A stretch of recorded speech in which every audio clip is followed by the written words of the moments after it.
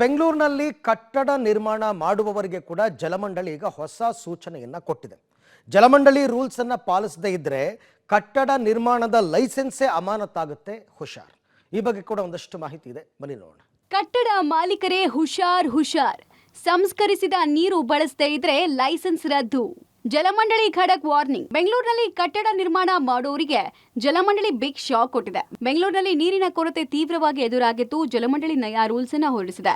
ಬೆಂಗಳೂರಿನ ಎಲ್ಲಾ ಕಟ್ಟಡಗಳು ಕಡ್ಡಾಯವಾಗಿ ಸಂಸ್ಕರಿಸಿದ ನೀರನ್ನ ಮಾತ್ರ ಬಳಕೆ ಮಾಡುವಂತೆ ಆದೇಶ ಹೊರಡಿಸಿದೆ. ಒಂದು ವೇಳೆ ಆದೇಶ ಉಲ್ಲಂಘನೆ ಮಾಡಿದ್ರೆ ಬಿಬಿಎಂಪಿ ವತಿಯಿಂದ ಕಟ್ಟಡ ನಿರ್ಮಾಣಕ್ಕೆ ನೀಡಿರುವ ಪರವಾನಗಿಯನ್ನೇ ರದ್ದು ಮಾಡ್ತೀವಿ ಅಂತ ಎಚ್ಚರಿಕೆ ಕೊಟ್ಟಿದೆ. ಅಷ್ಟೇ ಅಲ್ಲ, ಎನ್ಒಸಿ ಕೂಡ ರದ್ದು ಮಾಡುವುದಾಗಿ ಜಲಮಂಡಳಿ ಎಚ್ಚರಿಕೆ ರವಾನೆ ಮಾಡಿದೆ. ಕಟ್ಟುನಿಟ್ಟಾಗಿ ಈ ಕಾಯ್ದೆ ಜಾರಿಗೆ ತರುವುದಕ್ಕೆ ಜಲಮಂಡಳಿ ಹೆಚ್ಚುವರಿ ಕಣ್ಗಾವಲಿಗೆ ಸಿಬ್ಬಂದಿ ನೇಮಕ ಮಾಡಿದೆ.